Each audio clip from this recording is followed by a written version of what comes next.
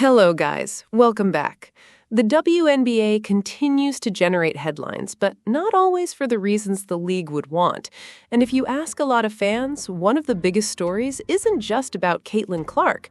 It's about how the people closest to her are seeming to react to everything that's happened around the Indiana fever. According to reports, Caitlin Clark's parents have made it clear that they're unhappy with how things have unfolded involving the WNBA, the Indiana fever, and Stephanie White. Think about this for a second. During Caitlin Clark's college career at Iowa, her parents were a constant presence. It didn't matter whether the game was at home or on the road. They were there supporting her every step of the way. Now ask yourself this. When was the last time you saw the television cameras showing her parents at an Indiana fever game? It's become a rare sight, and many fans have started asking why. Now, an article from The Spun is bringing even more attention to that question. The headline says, Caitlin Clark's parents have made their thoughts on the WNBA very, very clear. That's a strong statement, and it's one that has sparked plenty of discussion online. Whether you agree with the criticism or not, it's obvious that the conversation surrounding Caitlin Clark hasn't slowed down. Fans continue to debate the officiating, the coaching decisions, the atmosphere around the Indiana fever, and how the WNBA has handled the situation. If the people closest to Caitlin Clark are frustrated enough to step back from attending games, it's no surprise that fans are paying close attention to what happens next. Here it says, it's a strange time for Caitlin Clark. The #1 overall pick in the 2024 WNBA draft has been the subject of much controversy and debate, very little of which is her own doing. Clark has been the subject of racial debates, heated conversations, women's sports theories, and more. In fact, a group of U.S. lawmakers got involved, urging the WNBA to do better. We all know Congress felt the need to step in regarding this situation. Okay, here's a quote where it says, "Unfortunately, what we too often witness is not simply aggressive play, but repeated acts of unnecessary physical hostility and violence." That statement came from members of Congress. They also detailed some of the incidents in their letter. Now here it says, Clark, to her credit, has made it clear that she condemns all of the hatred directed toward the WNBA. She was quoted as saying, "The harassment, the hate, none of that is okay." The two-time WNBA All-Star said, "There should never be a question of anyone's character. I've always stood up here and said that, and that's truly what I believe. That's how I was raised. None of that is okay, and I don't want anyone to experience that." Caitlin Clark's parents certainly support her. The article goes on to discuss how Clark's parents have struggled with the online hatred and discourse surrounding the WNBA. Clark admitted at the start of her WNBA career that while her parents loved the league, they have struggled with everything surrounding it. Now, make no mistake about it. The struggle they're experiencing isn't just about people online being mean to other players or arguing on social media. No, they're also struggling with watching their daughter be targeted during games.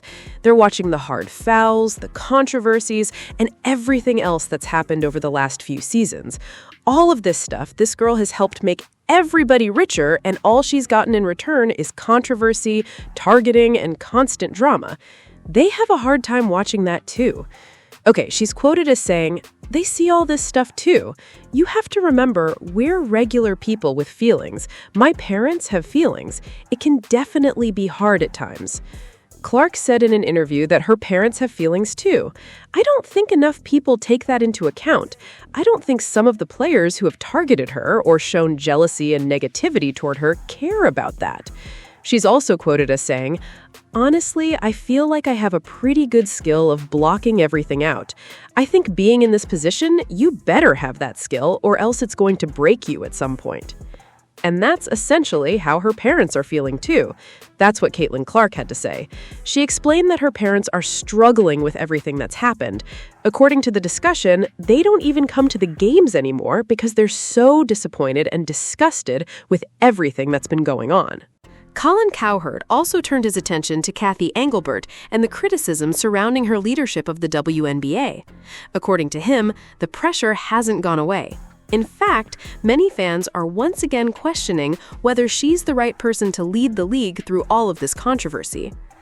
Kathy Engelbert may have thought the criticism had finally settled down, but that's clearly not the case. Calls for accountability are growing louder, and plenty of people are still demanding major changes at the top. Let's listen. So the WNBA has stepped in it a lot, and a lot of people, myself included, have been critical. So Dan Patrick, you know Dan Patrick, he had scheduled his staff, good staff. They had scheduled Kathy Engelbert, the commissioner of the WNBA. Now, all of us in this business have people bail on us. I've lost people, some people get busy, they forget whatever, or they just don't want to do it. Commissioners should not bail on scheduled interviews. I mean, that part of being a commissioner is being responsible and taking tough questions. So Kathy Engelbert, the Dan Patrick staff, booked her, and she bailed. And apparently, I didn't see it, but was, 100 yards off just playing golf. That would add to it. So Dan Patrick went on the air, and he was very upset about it. We're just trying to be a journalist here. That's all. We're just trying to ask questions. But don't say yes.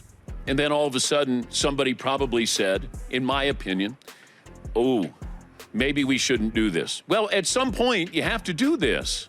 This is an important league. There's expansion. There's conversation. It's been agendaized. Everybody has something to say about it. Now you have a chance to answer these questions. I think that is a totally reasonable response. Dan's been doing this for 100 years. He does a great job. He's a total pro. He was upset and voiced it. When you're doing a 3-hour radio show live, we don't have a copy editor in this business. We don't have tape editors. You go on the air live. If you emote because you're upset, I want to hear about it. That's good broadcasting to me. He has every right to have that opinion. And he has a very good staff, and guy's been around forever, and commissioners don't bail on interviews. They just don't do it. So it's interesting because I was watching the WNBA yesterday, and I thought about this yesterday. And I watched the WNBA game, and I got to tell you, the product, it was in Dallas, very good TV, very good energy. And here's the thing, and I was thinking, why is the WNBA just keep stepping in it? I can keep bashing them, but why? And I came to the conclusion that there's all these leagues, they all have owners, they all have commissioners, they're all covered by the media. Since Caitlin Clark has arrived, the WNBA has exploded. They're now flying private. They've introduced 3 new teams. The Golden State Valkyries have $1 billion valuation. They're drawing like 20,000 a night. The Portland Fire, home run. Toronto Tempo, home run. You got 3 new franchises. That takes a lot of work. You have a superstar in the league. That takes a lot of work. The other night, Toronto played Montreal. They had like 20,000 people at the game. You got posters now that even create controversy. You have exploding revenue, exploding attendance, massive star power in Caitlin Clark, very strong growth. And I think all of it it's a little too much for them to handle. It's like any business listening. Anybody listening to me that owns a business is that part of the problem of hyper growth as a business, any business, is just getting your damn arms around it. And they have stepped in it so many times, and they beat hockey now, the NHL in ratings. Caitlin Clark is as well known as almost any hockey star. Maybe that's not even arguable. Maybe it's by a lot. She sells merchandise. She moves TV ratings. There's nobody in hockey doing that. And hockey's a legit sport, like it's one of the big 4. So you've got bigger arenas, bigger attendance, bigger revenue, different travel, superstar, massive media criticism. They can't get their arms around it. Like, and if Gordon Ramsay opens a restaurant in London and it tanks, it makes the newspapers. It's talked about. If your buddy Joe opens a restaurant, west side of Chicago, and it tanks, nobody cares. That's the downside to popularity. It is a privilege to be criticized. It is a privilege to deal with pressure. And I'm just thinking about it this weekend. I'm like, God, they keep stepping in it. It's not like they're a bunch of dummies. I think they have such hyper growth, they can't get their arms around it. That's disrespectful. Seriously, think about what happened for a second. You schedule an interview, you have people waiting, your staff is there, everyone is expecting the conversation to happen, and then you don't show up. Instead, you're standing just a short distance away playing golf while everyone else is left waiting. If that's how it happened, it's easy to understand why people would view it as disrespectful. You had people waiting for hours, and that isn't the kind of professionalism fans expect from the commissioner of a major sports league. That's why Kathy Engelbert continues to face criticism. A lot of people believe she hasn't handled some of the biggest moments of the past 2 seasons the way a commissioner should. They argue that the WNBA was completely ill-prepared for Caitlin Clark and the Caitlin Clark effect, despite the unprecedented attention that was building long before she entered the league. Instead of looking ready for the spotlight, many believe the league looked like it was constantly reacting rather than leading. Now you're hearing more fans call for change. Whether you agree or disagree, those conversations haven't gone away. People continue to question whether Kathy Engelbert is the right person to guide the league through this explosive growth. Compare that with other professional sports leagues. During his time as commissioner, David Stern consistently promoted the NBA's biggest stars.